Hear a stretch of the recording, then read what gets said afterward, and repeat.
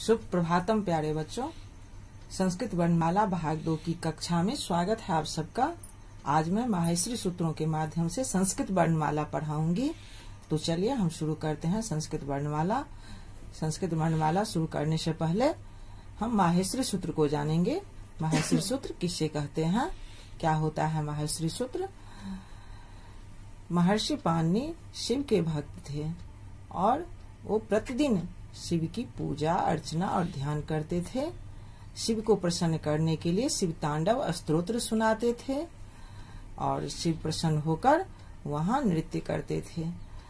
नृत्य करते समय शिव ने 14 बार डमरू को बजाते हैं। एक श्लोक है यहाँ पे, नृतावशानी नटराज राजो ननाद ढक्काम नव पंचवारम उधर तु काम सनकादि सिद्धान एतद विमर्शे शिव सूत्र जालम। इसका अर्थ होता है, नृत्य करते समय नटराज यानी कि शिव ने 14 बार डमरू को बजाते हैं। 14 बार डमरू को बजने से 14 शिव सूत्र निकलता है। उन सूत्रों को ही हम माहेश्वर सूत्र कहते हैं। इन सूत्रों को ही हम पाणिनि सूत्र और प्रत्याहार सूत्र भी कहते हैं। महर्षि पाणिनि जी ने इन सूत्रों के द्वारा ही अष्टाध्यायी पुस्तक का निर्माण किए हैं और सूत्रों की रचना किए हैं। प्रत्याहार का मतलब होता है संक्षेपण करना। इन सूत्रों के द्वारा ही प्रत्याहार बनाया जाता है। संस्कृत में वर्णमाला को अल भी कहते हैं। माहेश्वर सूत्र के अनुसार संस्कृत वर्णमाला में 42 यानी कि 42 वर्ण होते हैं। अल 42। अल को हम विभाजित करते हैं 2 भागों में, अच और हल। अच 9, हल 33। अच स्वर वर्ण, हल व्यंजन वर्ण। अल, अच और हल को हम प्रत्याहार कहते हैं। प्रत्याहार कैसे हुआ हम आगे माहेश्वर सूत्र के माध्यम से समझाएंगे आप सबको। चलिए बच्चों, अब हम माहेश्वर सूत्र को जानते हैं। 14 माहेश्वर सूत्र इस प्रकार से हैं। पहला अयोन, दूसरा ऋलिक, तीसरा एओं, चौथा अयौच। प्रत्येक सूत्र का अंतिम वर्ण हलंत है, वो आप देख ही रहे हैं। और हलंत वाले सभी वर्ण इत संज्ञक होते हैं। जो इत संज्ञक होते हैं उनका लोप हो जाता है। हलंत वर्ण प्रत्याहार का पूरक होता है, यानी कि प्रत्याहार बनाने में काम आता है। ये 4 सूत्रों में अच प्रत्याहार आता है। अच प्रत्याहार 4 सूत्रों के अंतर्गत आता है। अक प्रत्याहार में मूल स्वर यानी कि ह्रस्व स्वर आता है। तो चलिए हम प्रत्याहार कैसे बनाते हैं इसको हम सूत्रों के माध्यम से समझते हैं। अब देखिए, पहला सूत्र का पहला वर्ण क्या है, अ, और चौथा सूत्र का अंतिम वर्ण क्या है, च, जो हलंत है। और पहले ही बताए हैं जो हलंत वाले वर्ण जो है सो प्रत्याहार का पूरक होता है। तो यहाँ से अ लेंगे हम और यहाँ से च लेंगे और अच प्रत्याहार बनाएंगे। और अच के अंतर्गत पूरे स्वर वर्ण आते हैं। और स्वर वर्ण 9 है, तो देखते हैं अ, ई, उ, री, ली, ए, ओ, ऐ, औ। अ, ई, उ, री, ली मूल स्वर है, ह्रस्व स्वर। मूल स्वर इन्हें इसलिए कहते हैं जो ये स्वतः निर्मित है, इसको निर्माण करने की आवश्यकता नहीं होती है। और ऐ, औ, ए, ओ, ऐ, औ को निर्माण करना पड़ा है 2 ह्रस्व स्वरों से या स्वरों से मिलकर बनाया गया है, इसीलिए इसे हम संयुक्त स्वर कहते हैं। तो आप समझ गए। यहाँ अ और क दूसरे सूत्र का जो है अंतिम वर्ण क, ये दोनों मिलकर के अक प्रत्याहार बना है। मूल स्वर अक प्रत्याहार के अंतर्गत आता है। कितने प्रत्याहार हम इतने सूत्रों में बना सकते हैं, जैसे कि इक प्रत्याहार भी बनाते हैं। इक प्रत्याहार, इक के अंतर आता है ई, उ, री, ली। जब हम संधि आगे पढ़ेंगे तो संधि में एक सूत्र आता है इको यनची, और इको यानी ची में इक का यन हो जाता है। देखिए ई का य, उ का व, री का र और री का ल। वो हम आगे सूत्र यन हम बताएंगे आगे सूत्र में जब हम अंतस्थ व्यंजन वर्ण पढ़ेंगे तो चलिए इसमें हम और भी प्रत्याहार बना सकते हैं, जैसे एच प्रत्याहार बना सकते हैं। एच प्रत्याहार के अंतर्गत संयुक्त व्यंजन वर्ण आता है। दीर्घ स्वर का गिनती इसमें नहीं किए हैं क्योंकि ये ह्रस्व स्वर से ही बनता है, जैसे अ प्लस अ बराबर आ, ई प्लस ई बराबर ई, उ प्लस उ बराबर उ, री प्लस री बराबर री, दीर्घ री। री ह्रस्व ही होता है, ह्रस्व होता है या कि प्लुत होता है, ये दीर्घ नहीं होता। तो इतना आप तो प्रत्याहार समझ गए होंगे। यदि कहीं प्रत्याहार समझने में कठिनाई हुई होगी तो आप कमेंट करके बताइएगा, मैं अगले वीडियो में उस समस्या का समाधान करूंगी।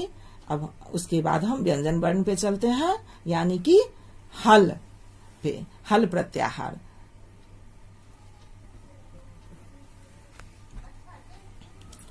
अब हम हल प्रत्याहार को समझते हैं। यहाँ जो 5वें सूत्र में है हाय वरट, छठा में है लन। तो यहाँ जो है वरट का है ह, ये प्रत्याहार के लिए ही प्रयुक्त हुआ है। तो ह यहाँ का 5वें सूत्र का ह और 14वें सूत्र का ल से हल प्रत्याहार बनाया जाता है। ये प्रत्याहार के लिए ही प्रयुक्त हुआ है। और यहाँ पे य व र ल, य व र ल को हम अंतस्थ व्यंजन वर्ण कहते हैं। अंतस्थ व्यंजन वर्ण 5वें और 6ठे सूत्र में आते हैं।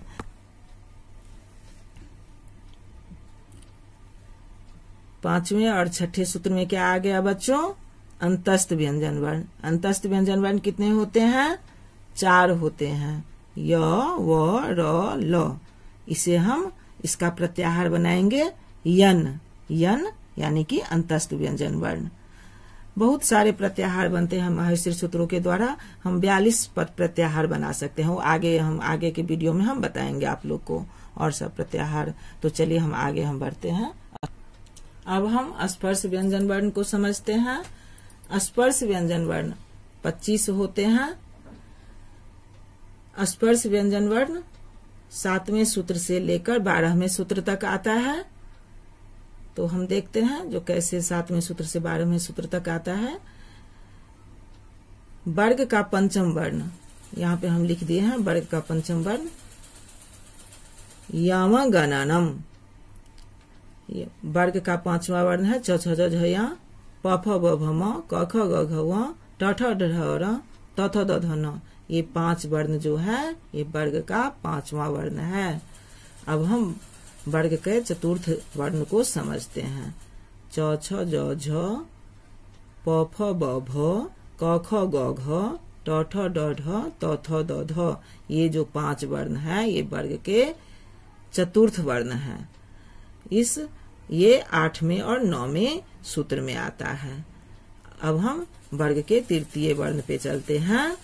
जब गड 10 वर्ग का तीसरा वर्ण हुआ। च छ ज, प फ ब, क ख ग, ट ठ ड, त थ द। ये जो है ज ब ग ड द, ये जो 5 वर्ण है वर्ग का तृतीय वर्ण है। अब हम दूसरे और पहले वर्ण को समझते हैं। क ख, प फ, छ ठ और थ, ये जो 5 वर्ण है वर्ग का द्वितीय वर्ण है। वर्ग का पहला वर्ण को हम समझते हैं। च, ट, त, क, प, ये जो 5 वर्ण है वर्ग का पहला वर्ण है। वर्ग का द्वितीय और प्रथम वर्ण 11वें और 12वें सूत्र में आता है। तो 5 × 5 = 25। एक वर्ग में 5 वर्ण होते हैं और स्पर्श व्यंजन वर्ण में 25 वर्ण होते हैं। तो 5 × 5 क्या हो गया? 25 स्पर्श वर्ण पूरा हो गया। 4 अंतस्थ व्यंजन वर्ण भी हम समझ लिए। अब हम उस व्यंजन वर्ण को समझते हैं। स, ख, स, र, सख, सर, हल। 14वां सूत्र में क्या है? हल। तो उस व्यंजन वर्ण कितने होते हैं बच्चों? 4, तीनों सकार और ह। उष्म व्यंजन वर्ण हुए तो कितना हो गए? 25 स्पर्श व्यंजन वर्ण, 4 अंतस्थ व्यंजन वर्ण और 4 उष्म व्यंजन वर्ण। 13वें और 14वें सूत्र में उष्म व्यंजन वर्ण आते हैं। तो ये कितने हो गए कुल मिलाकर के? 25, 4 29 और 4 33 और 9 स्वर वर्ण था, तो मिलकर के कितना हो गया? 42 यानी कि 42। अब हम संपूर्ण वर्णमाला को, माहेश्वर सूत्र को हम एक बार फिर से आप लोग को पढ़ के सुनाते हैं। आई उन, री लिक, ए ओ, आई औच, हाय वरट, लन, यम गणनम, झभय, घड धस, जब गड दस, ख फ छ ठ थ च ट त व, कपय, सख सर, हल। इसको याद कर लेना बच्चों, ये बहुत काम की चीज है। ये सूत्र, इन्हीं सूत्रों पे व्याकरण शास्त्र का निर्माण हुआ है, पाणिनि जी ने किए हुए हैं, तो इनको याद करना जरूरी होता है। बस आज के लिए इतना ही। यदि आगे आपको और भी वर्णमाला हम समझाएंगे, वर्णमाला के तृतीय भाग। बस ये वीडियो आपको अच्छी लगी हो तो इसको लाइक, सब्सक्राइब और शेयर जरूर कीजिएगा। धन्यवाद बच्चों।